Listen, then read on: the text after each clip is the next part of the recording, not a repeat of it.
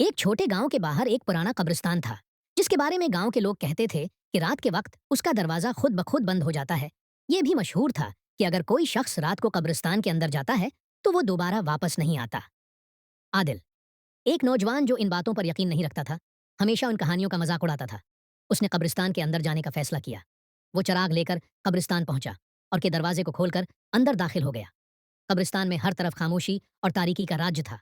सिर्फ हवा के साथ दरख्तों के पत्ते सरसराते थे और कहीं दूर एक उल्लू की आवाज सुनाई दी। आदिल हंसते हुए चलने लगा, कब्रों पर लिखी तारीखें और नाम पढ़ते हुए। अचानक उसे अपने पीछे किसी के चलने की आवाज सुनाई दी। जब उसने पलट कर देखा तो वहां कोई नहीं था। वो हंसा और बोला, शायद होगा, मेरा वहम होगा। लेकिन जैसे ही वो आगे बढ़ा, आवाजें फिर आने लगें, इस बार ज्यादा करीब से। आदिल के कदम रख गए और उसके दिल की धड़कन तेज हो गई। वो मड़कर फिर देखने लगा, लेकिन अब भी कोई नजर नहीं आया। लेकिन अचानक एक कब्र के करीब उसे एक साया दिखाई दिया, जो आहिस्ता आहिस्ता उसकी तरफ बढ़ रहा था। कौन है? आदिल ने चीख कर पूछा।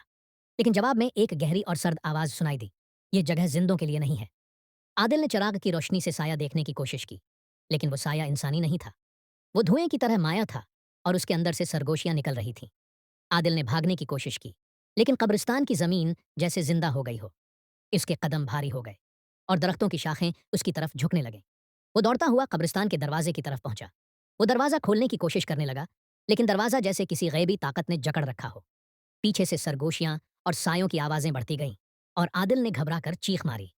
अगली सुबह गांव वालों ने कब्रिस्तान का दरवाजा खुला पाया, लेकिन आदिल का कोई निशान नहीं मिला। लोगों का कहना है कि अब रात को कब्रिस्तान के पास से गुजरते वक्त आदिल की आवाज सुनाई देती है, जो कह रहा होता है, मुझे बचाओ, मत आना। और कब्रिस्तान का दरवाजा खुद ब खुद बंद हो गया।